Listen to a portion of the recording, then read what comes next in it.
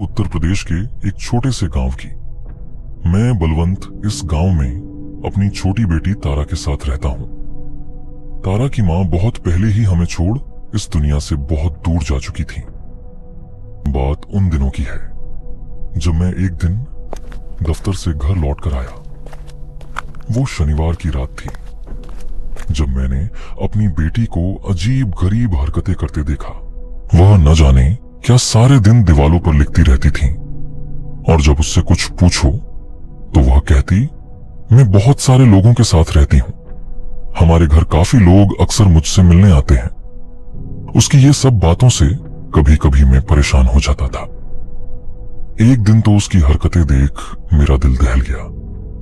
जब मैं घर पहुंचा तो मैंने देखा घर की पूरी दीवार खून से लथपथ थी और तारा जमीन पर बेहोश पड़ी थी। मैंने जल्दी से उसे उठाकर बिस्तर पर लेटा दिया और गांव के हकीम को बुलाकर लाया।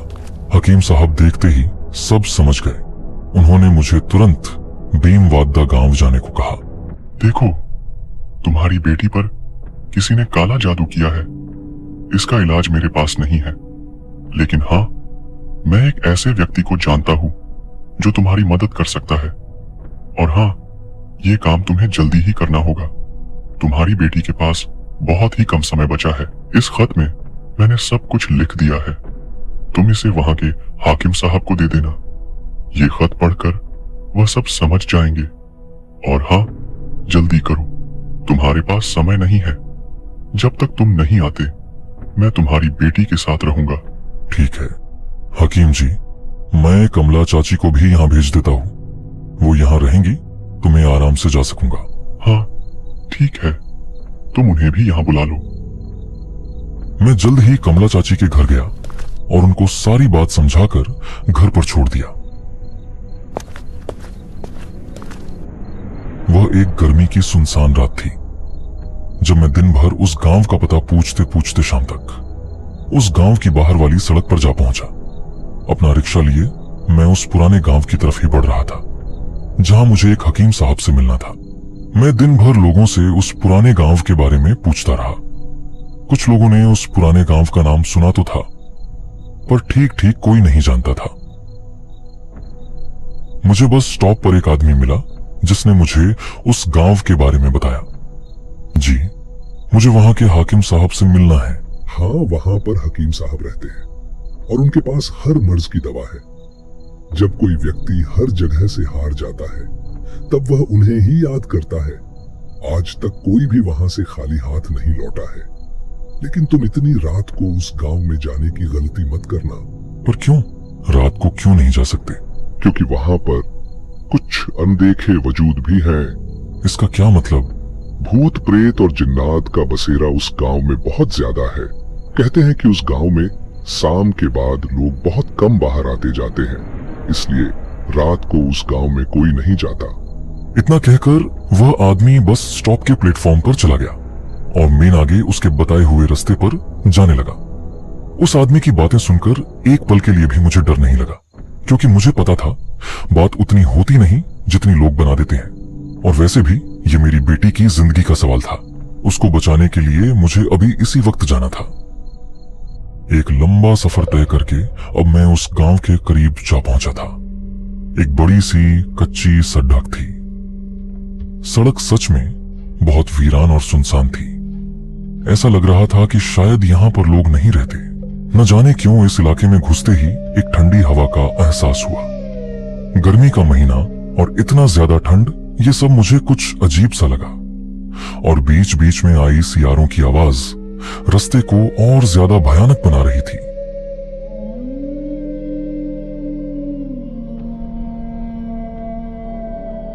दूर कहीं मुझे कुछ बत्तियां टिमटिमाती हुई दिखी।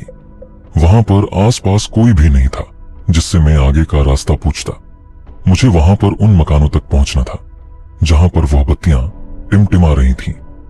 अभी तो रात के सिर्फ 8 बजे थे और पूरा गांव इसे सो रहा था जैसे रात के 12-1 बज गए हों। मैं चुपचाप बस अपनी मंजिल की ओर जा रहा था। तभी एक मोड़ आया जहां बहुत ज्यादा रास्ता खराब था। मैंने रिक्शा थोड़ा आहिस्ता किया, तभी मेरे कानों में एक आवाज टकराई।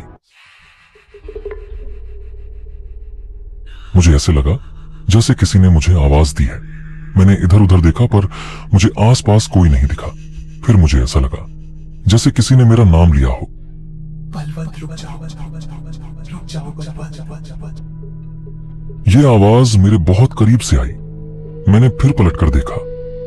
मुझे कोई नहीं दिखा सिवाय दूर दूर वीरानों के। अब मैं थोड़ा डर रहा था। मैंने जल्दी से रिक्शा फिर से चलाना शुरू किया। मैं थोड़ा और आगे गया तो मैंने देखा आगे एक औरत मेरी ओर पीठ करके खड़ी है।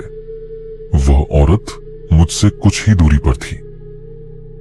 ऐसा लग रहा था जैसे कोई काला लिबास ओढ़े खड़ा हुआ है। जैसे ही मैं आगे बढ़ा उसने गाड़ी रोकने का इशारा किया।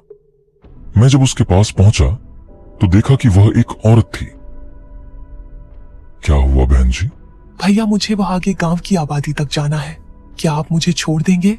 मुझे बहुत देरी हो चुकी है और रास्ता भी सुनसान हो चुका है। मैं काफी देर से पैदल चल रही हूँ और बहुत ज्यादा थक गई हूँ। पर आपको इतनी रात को ऐसे सुनसान रास्ते पर निकलना नहीं चाहिए। भैया बात ही कुछ ऐसी थी। मुझे इस गांव के पास के हकीम साहब के पास जाना है और मुझे अभी जाना बहुत जरूरी था, इसलिए मैंने समय नहीं देखा। हकीम साहब, उनके पास तो मुझे भी जाना है। एक काम कीजिए, आप मेरे रिक्शे में बैठ जाइए। मैं भी उधर ही जा रहा हूं, आपको छोड़ दूंगा। वह औरत आकर मेरे रिक्शे में बैठ गई। मैंने थोड़ी ही दूर रिक्शा चलाया था कि मुझे ऐसा लगा मेरे रिक्शे के आसपास से किसी सड़ी लाश की गंध आ रही है। अब वह गंध बहुत ज्यादा हो चुकी थी। मुझे लगा शायद यहां आसपास कोई जानवर मरा होगा, उसी की यह गंध है। लेकिन वह गंध खत्म होने का नाम ही नहीं ले रही थी। काफी दूर तक मुझे यह गंध आती रही।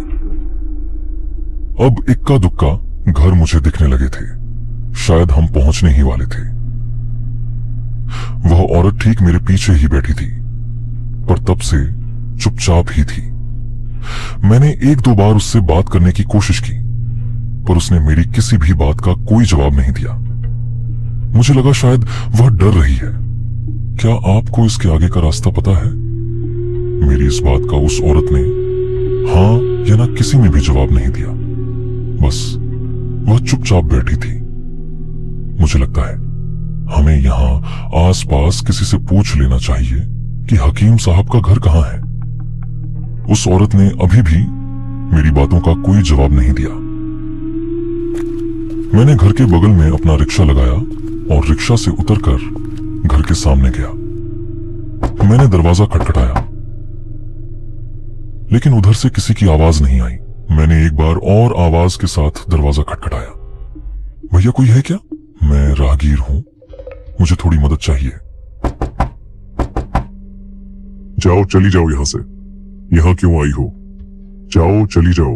भाई, मैं एक मुसाफिर हूं, मेरी मदद करें। मैं आपसे कुछ पूछना चाहता हूं, मेरी मदद करें। नहीं, मैं तुम्हारे झांसे में नहीं आने वाला। जाओ, चली जाओ यहां से। हम दरवाजा नहीं खोलेंगे। तुम जो कोई भी हो, चले जाओ यहां से। हमें तंग मत करो। मुझे हकीम साहब के घर जाना है। मैं एक मुसाफिर हूं, मेरा उनसे मिलना बहुत जरूरी है। सीधे जाकर अगली 5वीं गली में नीम के पेड़ के पास जो घर है, वही है हकीम साहब का घर। तुम जो कोई भी हो, चले जाओ यहां से। हमें तंग मत करो। मैं वापस फिर से रिक्शे के पास आया और मैंने उस औरत से कहा, बड़े अजीब लोग हैं, दरवाजा ही नहीं खोल रहे, ना जाने किस बात से डर रहे हैं। अभी भी औरत ने अपनी चुप्पी नहीं तोड़ी। मैंने भी उसको नजरअंदाज किया और फिर से रिक्शा चलाना शुरू किया। थोड़ी देर चलने के बाद आखिरकार मैं 5वीं गली में पहुंच गया। 5वीं गली बहुत ही अंधकार से भरी हुई थी और उस जगह में ठंडक भी बहुत ज्यादा थी। उसी गली में एक नीम का पेड़ था जिसके नीचे एक घर था। शायद वही था हकीम साहब का घर। मैं रिक्शा से नीचे उतरा और घर की तरफ बढ़ा। मैंने एक बार पीछे मुड़कर उस औरत से कहा, आपको भी तो हकीम साहब से मिलना था, आ जाइए। इस बार उस औरत ने अपनी चुप्पी तोड़ी। पहले आप चली जाइए, मैं बाद में मिल लूंगी। मैं फिर से घर की तरफ चल पड़ा। मैंने दरवाजा खटखटाया। अंदर से एक बूढ़ा व्यक्ति बाहर आया। क्या बात है, कौन आया है भैया? हकीम साहब, मैं बहुत दूर से आया हूं, मेरी मदद कीजिए। मैंने हकीम साहब को वह चिट्ठी दे दी जो मुझे गांव के हकीम ने दी थी। चिट्ठी पढ़कर शायद हकीम साहब सब समझ चुके थे। हकीम साहब ने अंदर से एक लालटेन उठाया जिससे घर में थोड़ी रोशनी हुई और उन्होंने मुझे अंदर बुलाया। मैं घर के अंदर गया। घर के अंदर बिल्कुल अंधेरा था। बस लालटेन की रोशनी में जो दिख रहा था वही मैं देख पा रहा था। कमरे में चारों तरफ बस अंधकार था। हकीम साहब ने कुछ मंत्र पढ़े और एक शीशी मेरे हाथ में थमा दी। ये शीशी तुम अपनी बेटी को दिन में 2 बार पिलाते रहना। 2 दिन के अंदर ही वह ठीक हो जाएगी। उसके शरीर के अंदर जिसका भी असर है वह खत्म हो जाएगा। मैंने हकीम साहब का धन्यवाद किया। फिर मुझे उस औरत का ख्याल आया। हकीम साहब, रिक्शे में एक सवारी है, वह भी आपके पास आना चाहती है। मेरे यह कहते ही हकीम साहब ने बाहर रिक्शे की तरफ झांका और कहा, रिक्शा तो खाली है बरखुरदार, वहां तो कोई नहीं है। हकीम साहब, मेरे साथ सच में वह औरत आई है। मैंने तुरंत रिक्शे की तरफ जाकर देखा, पर अब वहां सच में कोई नहीं था। शायद हकीम साहब सब समझ चुके थे। उन्होंने मुझे जल्दी से अंदर आने को कहा और उन्होंने जल्दी दरवाजा बंद कर दिया। क्या हुआ हकीम साहब, आपने ऐसे दरवाजा क्यों बंद कर दिया? बहुत बड़ी गलती की तुमने इतनी रात को आकर। अब वह तुम्हारा पीछा नहीं छोड़ेगी। आप किसकी बात कर रहे हैं? कौन पीछा नहीं छोड़ेगी? यहां पर बहुत सारी रूह भटकती हैं। वह एक छलावा औरत है। वह ऐसे ही लोगों को रास्ता भटकाती है। ऐसे ही मुसाफिर बन के लोगों के साथ आती है। अगर कोई उसे अपनी सवारी पर बिठा ले फिर वह उसके पीछे लग जाती है। हकीम साहब, मेरी मदद करें। मेरी बेटी बहुत बीमार है। मेरा अभी उसके पास पहुंचना बहुत जरूरी है। ठीक है, मैं कुछ करता हूं। हकीम साहब ने मुझे एक ताबीज दिया और कहा, तुम इसे अपने पास ही रखना और अगर वह औरत तुम्हें कहीं भी दिखाई दे तो इस ताबीज को उसके सामने कर देना।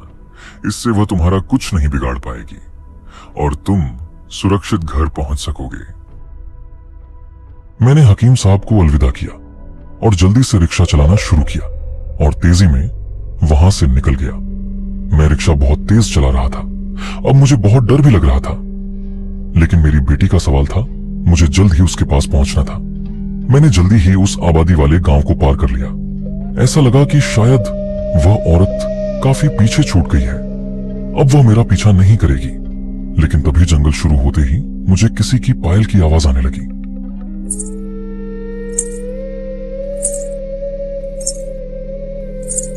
कोई इस जंगल में ही मेरे साथ साथ चल रहा है। धीरे धीरे वह पायल की आवाज मेरे और पास आती जा रही थी।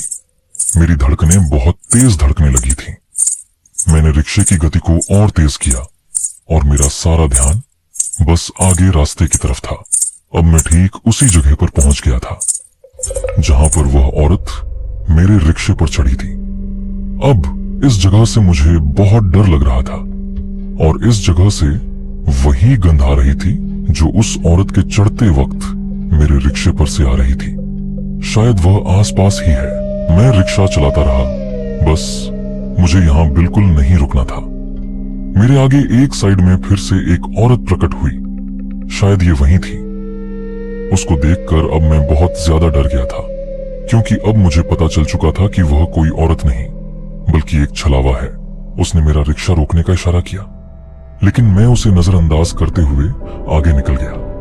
तभी मेरे पीछे किसी के जोर जोर से चिल्लाने की आहट हुई। मेरी धड़कनें और तेज हो गई थी। मैंने और तेजी से रिक्शा चलाना शुरू किया, लेकिन मेरे कानों के पीछे से फिर एक आवाज आई।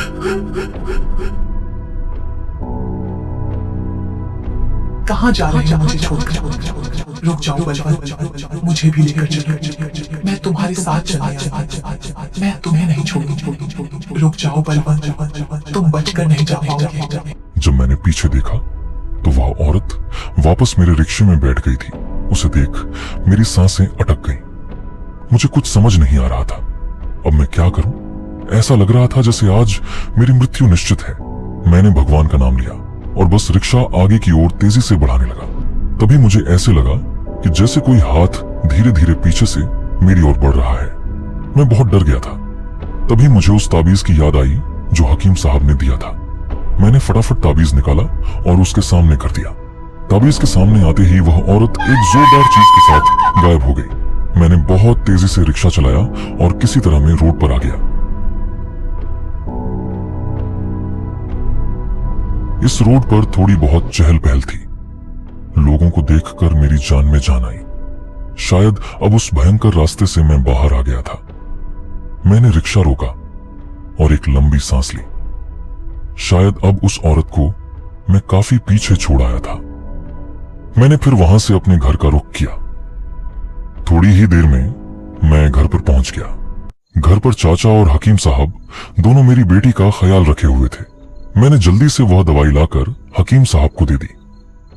हकीम साहब ने मेरी बेटी को वह दवाई पिला दी। दवाई पिलाने के बाद मेरी बेटी होश में आ गई। उसे देखकर मैं बहुत खुश हुआ। हकीम साहब ने 2 दिन तक इस दवाई को पिलाने को कहा है। इसके बाद उन्होंने कहा है सब ठीक हो जाएगा। अगर उन्होंने कहा है कि 2 दिन में तुम्हारी बेटी ठीक हो जाएगी तो ऐसा ही होगा। अब तुम्हें चिंता करने की जरूरत नहीं है।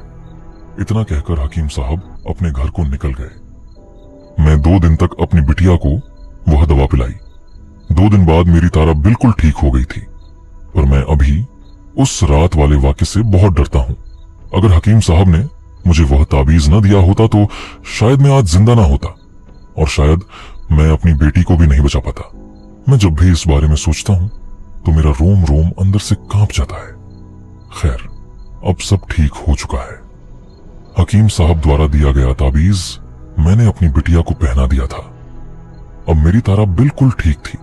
भीमबाड़ा गांव मेरी जिंदगी का सबसे भयानक किस्सा है जिसे मैं कभी नहीं भूल पाऊंगा।